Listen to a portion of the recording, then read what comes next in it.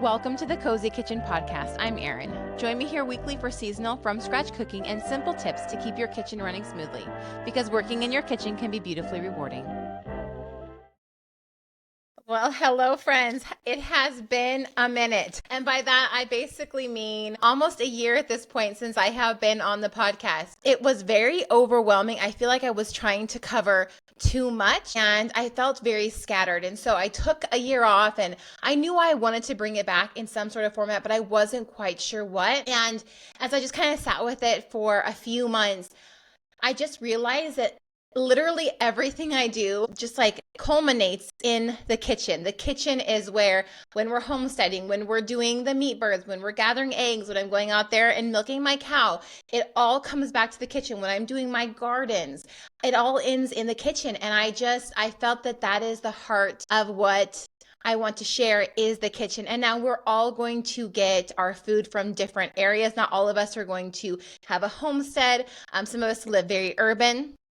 But either way, we can source our food in a good way. And no matter what we get, whether it be just a regular tomato from the store or a completely organic tomato that you have grown in your garden, it can be used in the same way. And so although I do have my own belief systems about food, no matter what you bring into the kitchen, as long as it's whole food, we're going to be able to talk about it on this podcast.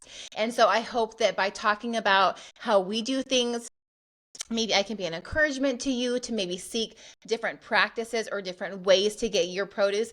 I mean, produce, meat, all of it. I started very, I went to the store for everything, and slowly we have pulled away from that as a family and have done it more from the home and also purchasing from friends and local areas. So anyhow, I just wanted to kind of cover my notes real quick that I want this to be a place where you enjoy visiting every week. We're going to do a weekly episode. I'm going to keep them very short, within 15 to 20 minutes, which if you saw my old episodes, that's going to be a bump down because I think a lot of them were around 40 minutes before, but I'm really going to try to value your time and be able to give you these quick snippets to be able to empower you in your kitchen without taking up an exceptional or exceeding amount of time, so that you can go and put into practice what we've talked about and that you can be encouraged and walk away ready to go into your kitchen and make it beautiful, enjoy your time there, and make wonderful, nourishing meals for your family. So in each episode, I am going to talk about, at the end, we're going to close out with some dinner ideas and some desserts that maybe you could try that week, or some canning options depending on the season.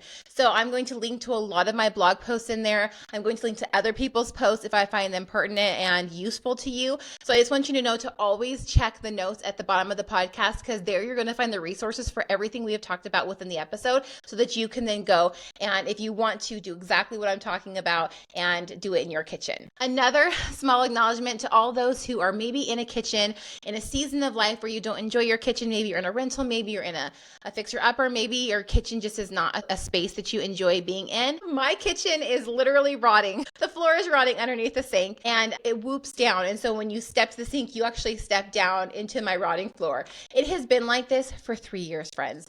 It is something that hopefully, I keep saying every year, we're going to fix it, but we're literally going to have to fix it this year or we're going to fall through the floor. But to make the most of the space you're in, when we moved here, the walls were pig pink, the dining room was teal, the kitchen, the pig pink was flanked by teal curtains, and I just purged all of that.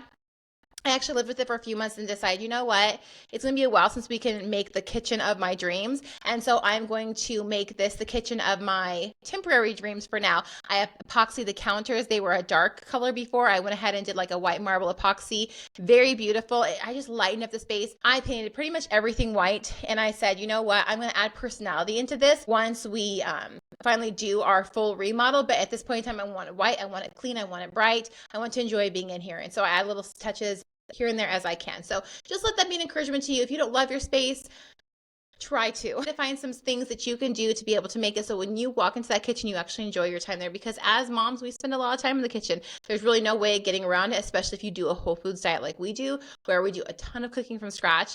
You're going to be in there a lot, so you want to be able to enjoy it. The first thing I want to talk about is lighting. And I know I've mentioned that before in previous episodes, but we're going to talk about stuff here like we've never talked before. So lighting is Something that I don't think most people understand how cozy or not cozy and stark and sterile lighting can be. Overhead lighting is actually pretty stark, it's pretty sterile. It's not flattering in the least. And it just doesn't lend to a creative atmosphere, I find.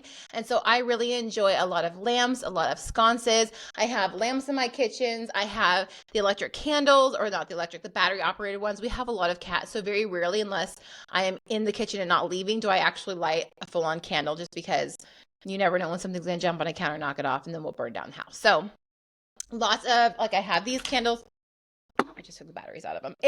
So I have this on YouTube as well as podcasts on Apple, Spotify, all that. So if you want to do YouTube, you can see what I'm talking about. But I just have these kind of candles here. And so I just have those scattered, especially this time of year when it's winter. We're in the beginning of February. And so it gets dark a lot earlier. And I just want to find ways to make the house feel cozy and romantic. And so candles, sconces, lamps, all those things, that is what you're going to want for the best atmosphere.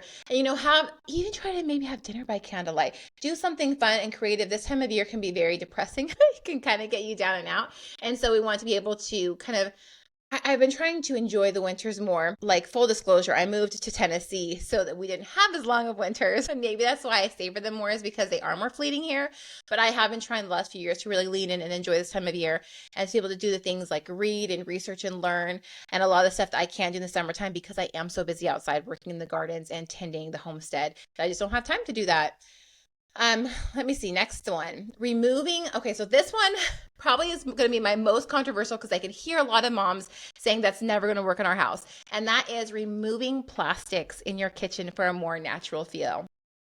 I have I have from day one. I think each of my kids had one plastic sippy cup, and I gave them juice in that cup. And I used the plastic sippy cup because I didn't want the juice to stain anything. But besides that, we have always used glass. They have like sippy cup, twist on caps and everything for all the different kind of jars, like the quart jars, the pint jars. They even have specific just drinking jars, even for smaller hands and smaller kids, that are glass. And I have always used glass. And I know people are like, oh my gosh, do you just not break glass in your kitchen all the time? And we do not. If anyone breaks glass in this house, it is usually me. I would say 99% of the time, I'm the one breaking something, because I'm usually washing it, I'm in a hurry, and I smack it against something else and I break it. So very rarely do the kids break the glass jars. They're very durable, they're very thick. And so we don't ever really have an issue with that. And I really love the look and the feel of glass. I don't like all the plastic all over the place, plastic stains. I don't like microplastics in our foods. I've gotten away from plastic, like spatulas and utensils and things like that too. I love wooden utensils, or like a big heavy stainless steel utensil, like a ladle or something. It's amazing once you start removing plastic in your kitchen. Not only do you realize, my goodness, how much have I been relying on plastic, but how much better it just feels without all that plastic in your environment. It's an artificial thing. It's not a real natural wood or anything that gives off warmth or really any kind of feeling. And I just find that wood gives off this such cozy, romantic warmth. And so I try to incorporate lots of pieces of wood. And it actually has a really good antibacterial properties in it. So if you're using wood cutting boards and things like that, wood is just an amazing thing to use in your kitchen. So wood, glass, stainless steel. Obviously I have my Dutch oven. All of those kind of things are just the staples in our kitchen, and I don't use plastic. We have a couple like old Tupperware plastic containers that I will use randomly every now and again, but most of the time we just don't. And I find that levels up the cozy, and it's just not something that most people think about, because we are trained to think that plastic in our homes are just natural, when there's just, and I'm like, no shade, I have a lot of plastic in other areas, but I am trying to purge and get rid of them, and I find it does make a big difference for me personally. Also, another thing is that a cozy kitchen has to be a clean kitchen. I cannot function in chaos. I don't work well in it. Like, to do up this podcast, that bag is going to bother me. That actually has the dewormer for my cows in it that I have to give them tomorrow. And I set it up there so I wouldn't forget it.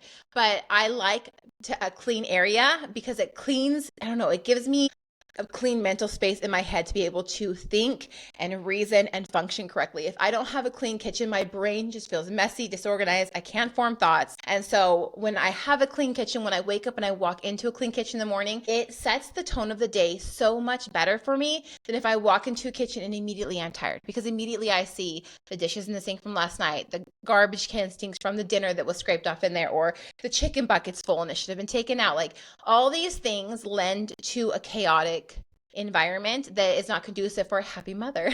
And a happy family and a happy mom is vital. Like, that's what we strive for. We want to be able to enjoy our lives. We want to be enjoy the everyday, the simple little moments. And so putting your kitchen to bed at night, I learned that from the Homemaker Chic podcast.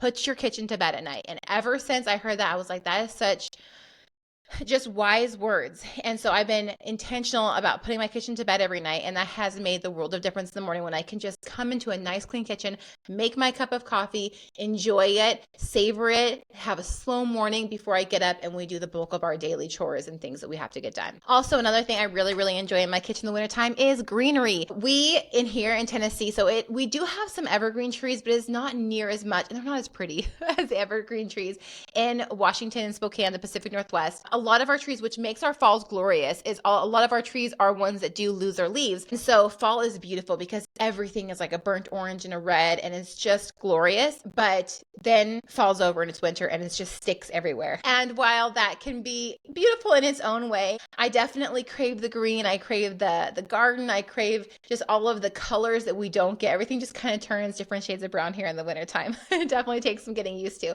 And so I have some porch plants. I have a fiddle leaf fig, I have an aloe vera plant, I have a rosemary, and I usually keep those out on the porch in the summertime, and in the wintertime it's just too cold for them. So I bring them on inside and I place them in different sections of my counters, and I really just enjoy the fact that to kind of have that little warm little bit of green in there, and it just brightens up the kitchen. It just adds something to me. I don't know, it just gives me a sense of calm and relief, I guess. And so I really, really enjoy that. So I definitely encourage you. You can use fake plants as well. I have utilized, and I do utilize fake plants all over my home. I have one of my favorite ones right here on the table. It's gorgeous because it looks really real. I got this from, I think, Target years ago. But I love real plants too. And I'm trying to be a better real plant mom.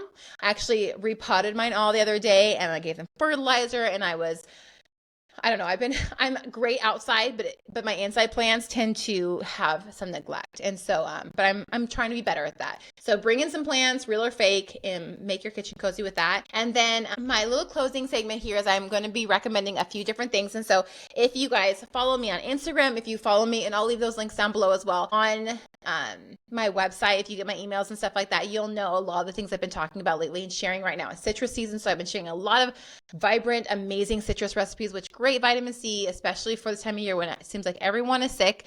We've been dealing with so much upper respiratory in our family. I think this is the sickest we've been in a winter in forever, like years. We haven't had any kind of like stomach virus, knock on wood, but just the respiratory stuff just seems to come and go and come and go. And anyhow, vitamin C is really great for that. And so we have lots of mandarins, orange, lemons, limes. I'm going to be actually making a lemon curd tomorrow that I'll be sharing on the blog soon. But one of the things I want to recommend making or enjoying is some marmalade. Marmalade is, I don't know, it's very English to me. I don't know. I feel like you should have a crumpet and marmalade, or an English muffin and marmalade with some tea. But I love it. I love it. And I made about 4 or 5 just small little half-pint jars, just enough so that we can enjoy it. I think it took like 3 oranges, so it wasn't even that many. And it honestly is just oranges, sugar, and water. You don't even need any pectin because it's actually within the fruit, the rind, and the peel. And so super simple to make. You can freeze it if you want to. You can just throw it in your fridge and go through it. You don't even have to can it if you don't want to. It's got so much sugar in it that it would last quite a while. You'd be pretty safe. And then the next thing I want to recommend dessert wise is chocolate crinkle cookies. So I love chocolate crinkle cookies. I think Tyron probably likes them even more than me if that's possible, but he is a little addict with those things. And so I have a recipe on there for the best, like fudgy, soft, amazing ones. A lot of them use an oil base instead of a butter, but I just find that the texture and the taste is just not the same. You have to use the butter. And so I'm going to link that as well. Homemade caramel sauce, because you can put on everything. It's almost Valentine's, very romantic, very on brand, very on season. Caramel sauce is super easy to make. Don't buy the crap from the store that has all the nasty ingredients and the colorants and the dyes and the caramel coloring in it. It's gross. Plus, it tastes so much better from home. Trust me. And then I will also be sharing my creamy, spicy potato soup. I almost said tomato. Potato soup. I love spicy. So most of my things, I try to dumb down or take out some of the spice for my family, and I just add it back in for me. My daughter, she can't even take pepper. It's too spicy for her. But this creamy potato soup is great. Omit the spice if spice is not your thing, and it will still be delicious. And then another fun maybe project if you want to is strawberry. Well, you can do whatever kind, I guess, but sourdough discard Pop-Tarts. You can put whatever kind of filling in there you want. Strawberry just feels, again, Valentine's, strawberries, raspberries. You could even do like a chocolate filling if you wanted to. That would be great. But these Pop-Tarts are made with sourdough discard. Super flaky, super beautiful, a little bit more time intensive. So that'd be like a Saturday morning, Sunday morning, lazy, slow start to the day project. If you don't have church at 8:30 like we do. And so I will leave those to you below. And I would just love to hear what you guys want to hear about in the kitchen. I have several ideas and upcoming episodes I'm going to be filming about the kitchen and just making the kitchen a place of joy and a place that not only feeds your family physically, but also nourishes them spiritually and emotionally, and just it can be this hub for your home that just brings joy to anyone who walks in it, family and guests. If you've enjoyed this episode, please consider giving it a 5-star rating on your favorite platform. It helps others discover the show and join our cozy community. I have lots of goals for this, lots of maybe little offshoots as it grows. And so just share this episode if you can with a friend who loves spending time in the kitchen, and I will connect with you guys next week. Look, I kept it under 20 minutes. I'm very excited for myself. We'll see you guys next week. Bye.